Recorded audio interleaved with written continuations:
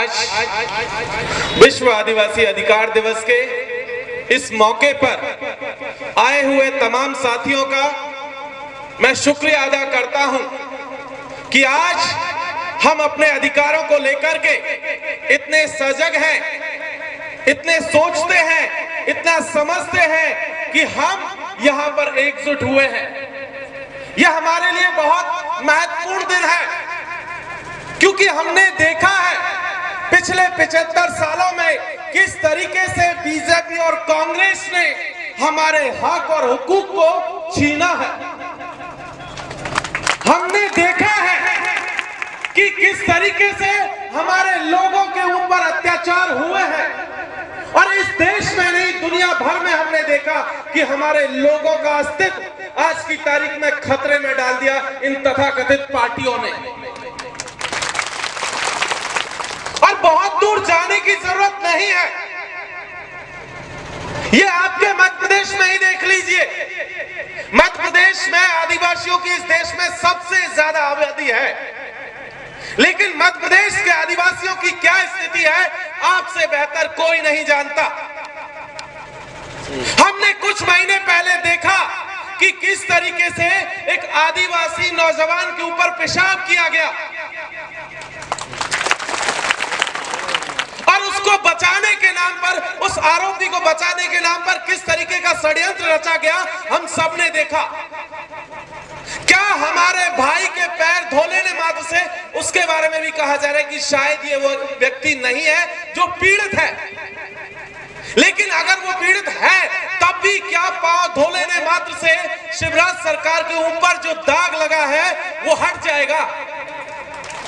ज्यादा अत्याचार इस मध्य प्रदेश की बीजेपी और जो शिवराज सिंह सरकार है उसने किया है।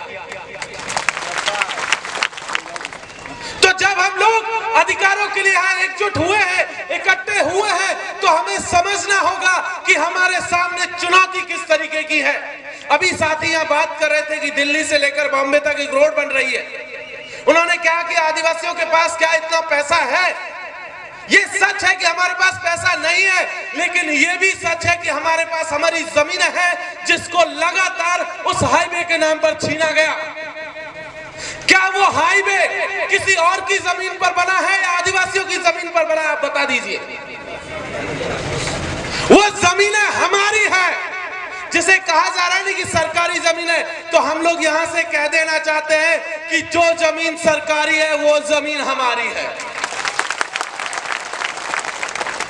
क्योंकि इस देश में सरकारों के आने से पहले आदिवासी रहता आया है। जब इस देश में सरकारों को कोई नहीं जानता था, इवन उससे पहले भी देखे तो राजा महाराजाओं को कोई नहीं जानता था और कोई राजे रजवाड़े नहीं थे, तब से आदिवासी यहां रहता आया है। चाहे वो भील पट्टी हो, चाहे गोंडवाना का इलाका हो, और इस देश में नहीं, अगर हम लोग देखें तो पूरे के पूरे एशिया में सबसे पुरानी बस्तियां आदिवासियों की इसी मध्य प्रदेश के भीतर है। इसलिए जब हम लोग यहाँ अपने हक और हुकूक के लिए लड़ रहे हैं या एकजुट हुए, तो हमें जानना होगा कि हमारा दुश्मन कौन है। उस दुश्मन को भी पहचानना होगा, और वो दुश्मन बहुत क्लियर है।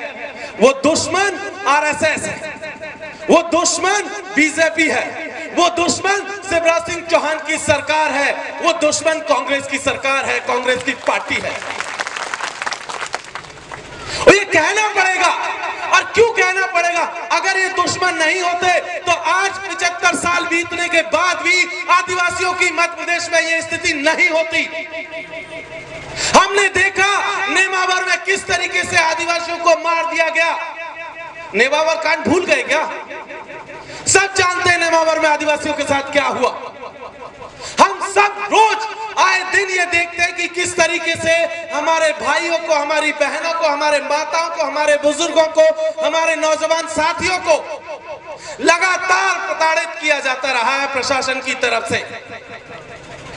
ऐसा कोई दिन नहीं आता जब मध्य प्रदेश से ये खबर नहीं आती कि आज इस इलाके में आदिवासियों के साथ अत्याचार नहीं हुआ हो। कोई दिन ऐसा नहीं जाता, हर दिन कुछ ना कुछ खबरें आती है। हम सब ये जानते हैं और आप सबके साथी नौजवान साथी बैठे हुए हैं, सब लोगों पर किसी के ऊपर एनएसए है, किसी के ऊपर जिला बदर का नोटिस है, किसी के ऊपर एफआईआर है। और ये कौन लोग हैं? ये वो लोग हैं जो आदिवासी अधिकारों की बात कर रहे हैं, क्योंकि सरकार में जो लोग बैठे हैं वो नहीं चाहते कि आदिवासी अपने हक और हुकूक के लिए एकजुट हो। वो नहीं चाहते कि आदिवासी अपने अधिकारों को जाने, इसीलिए वो आपके बच्चों के ऊपर, आपके भाइयों के ऊपर एनएसए लगाते हैं, जिला बदर करते हैं और तमाम तरीके की फर्जी एफआईआर करते हैं। इसलिए जरूरी है हमारे अधिकारों के बारे में जानना साथियों। मामला सिर्फ यहां तक आकर के खत्म नहीं हो जाता। सिर्फ अधिकारों के बारे में जानने की जब बात आएगी तो हमें यह समझना होगा कि हमारे अधिकार हैं कौन कौन से। जब तक हम पढ़ेंगे नहीं, बाबा साहब की तस्वीर हमारे सामने है। इस तस्वीर का यहां होने का क्या मतलब है? इस तस्वीर का बहुत सिंपल एक मैसेज है कि आप पढ़िए और पढ़ने के बाद अपने हक और हुकूक के लिए लड़िए।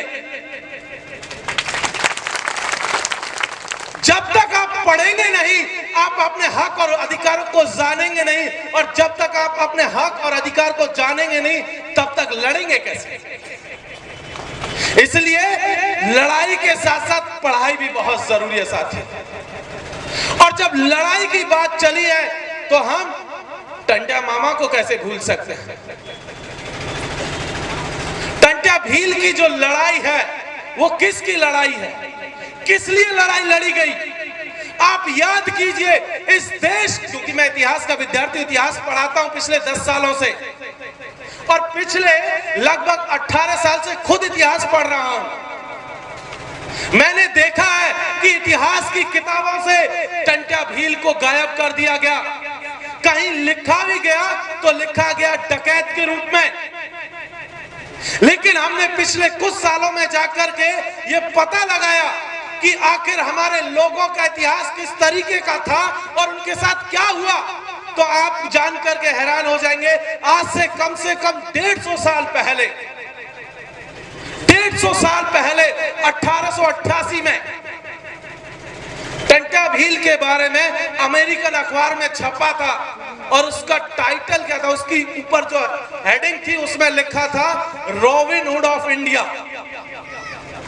मतलब समझिए, हमारे लोगों को यहां नहीं बताया गया, लेकिन उन्होंने वहां से यहां आकर के पता कर लिया कि कौन वो व्यक्ति है जो अपने आदिवासियों के लिए, अपने भाई बहनों के लिए, बच्चियों के लिए हक और हुकूक की लड़ाई अंग्रेजी हुकूमत के खिलाफ लड़ रहा है।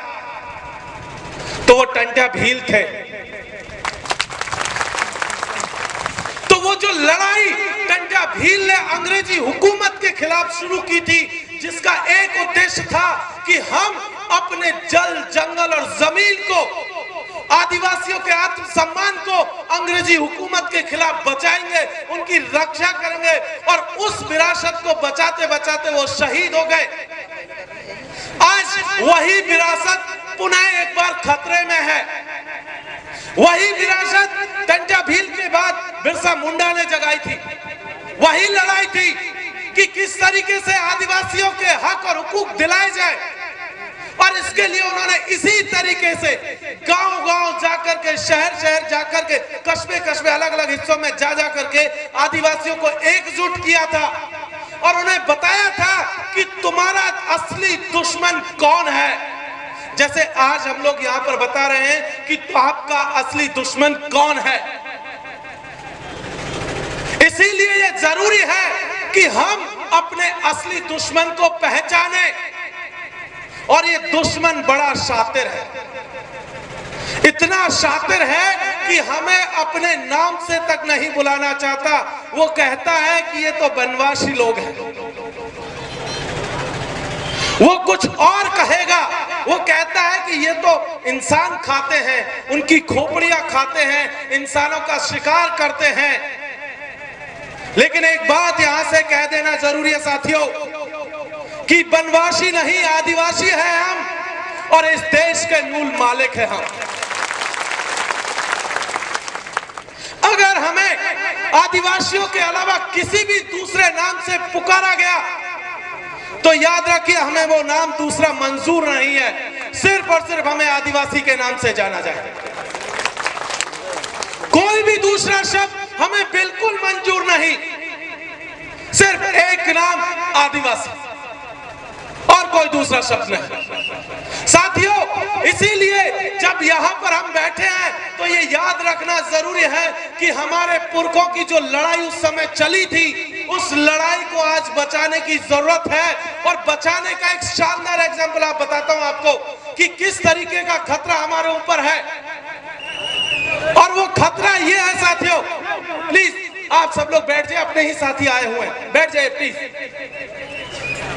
जो खतरा हमारे ऊपर है, आजादी के 75 साल बाद एक रिपोर्ट आती है और रिपोर्ट कहती है कि इस देश में किसी अपर कास्ट महिला या अपर कास्ट पुरुष जितने दिन औसतन जिंदा रहता है, एक आदिवासी पुरुष और एक आदिवासी महिला उस अपर कास्ट व्यक्ति से 7 साल कम जिंदा रहते हैं। क्योंकि उन्होंने हमारे हक और हुकूक छीन लिए, हमारे संसाधन छीन लिए, हमारे खान पान की जो व्यवस्था थी उसको बर्बाद कर दिया और उसके चलते ये हुआ कि हम लोग खतरे में आ गए। इसलिए उस हक और अधिकार को बचाना बहुत जरूरी है साथियों। जब हम लोग ये बात कर रहे हैं तो इसीलिए ये जरूरी हो जाता है कि हम अपने संवैधानिक अधिकारों को जानें। और आज की तारीख में जो लड़ाई चल रही है, बीजेपी ने एक नई लड़ाई आपके खिलाफ छेड़ी हुई है और वो लड़ाई ये है कि वो आपके देश का नाम भी बदल देना चाहते हैं। वो चाहते हैं कि इस देश के नाम से इंडिया को हटा दिया जाए और भारत को रख लिया जाए। तो हम यहां से एक चीज बता देना चाहते हैं कि इंडिया जुड़ा है इंडिजीनियस से और इंडिजीनियस जुड़ा है हमारी पहचान से। हम वो कतई खिलवाड़ नहीं होने देंगे। हम अपने देश के नाम के साथ किसी भी तरीके का खिलवाड़ बर्दाश्त नहीं करेंगे। और सिर्फ नाम की बात नहीं है, अगर किसी ने इस देश के संविधान के साथ छेड़खानी करने की कोशिश की तो वो भी हमें कतई मंजूर नहीं है। क्योंकि हमारी लड़ाई इस देश को बनाने की है, इस देश को बचाने की है, इस देश के संविधान को बचाने की है, लोकतंत्र को बचाने की है। क्योंकि हम वो लोग हैं जो इस देश की बुनियाद में है। संविधान सभा की बैठक में एक बार जयपाल सिंह मुंडा ने कहा था कि मैं आदिवासियों के बारे में उन्होंने कहा था कि मैं सिंधु घाटी सभ्यता का वंशज हूं, जिसे इस देश में जो बाहर से जो लोग आए उन्होंने वहां से खदेड़ करके जंगलों में धकेल दिया गया, लेकिन हम ही इस देश के मूल मालिक हैं और हम इस देश को बनाने वाले हैं और हम इस देश में को जो है बचाने वाले भी हैं।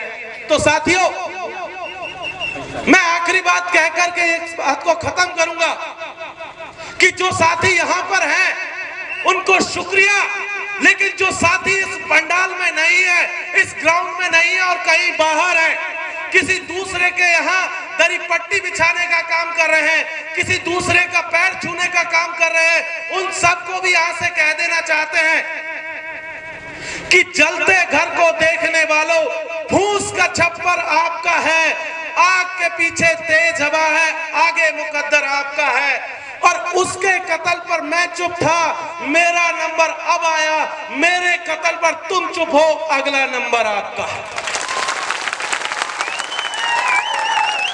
तो साथियों, इसी अपील के साथ कि जो साथी इस पंडाल के बाहर है, अभी भी किसी और के यहाँ बैठे हुए हैं, किराए के घरों में बैठे हुए हैं, उनको कहना जरूरी है कि आइए, हमारे साथ आइए, यहाँ बैठिए और समझिए कि आदिवासी जाजम क्या होती है, आदिवासियों के हक के लिए लड़ना क्या होता है। और हमारे जो साथी यहाँ इस प्रोग्राम को आयोजित कर रहे हैं, कमलेश डेडियार से लेकर के जयेश के साथी, उन सबका शुक्रिया कि आप सबको लेकर के आए, हम जैसे लोगों को लेकर के आए और आप सबसे रूबरू होने का मौका दिया।